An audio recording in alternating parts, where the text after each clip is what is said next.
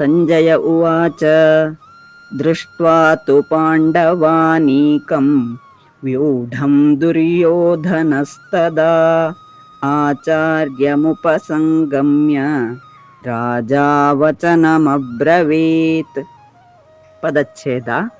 ತದಾ ಆ ಸಮಯದಲ್ಲಿ ರಾಜನಾದ ದುರ್ಯೋಧನನು ವ್ಯೂಢಂ ವ್ಯೂಹರಚನಾಯುಕ್ತವಾದ ಪಾಂಡವಾನೀಕಂ ಪಾಂಡವರ ಸೈನ್ಯವನ್ನು ದೃಷ್ಟ್ವಾ ನೋಡಿದನು.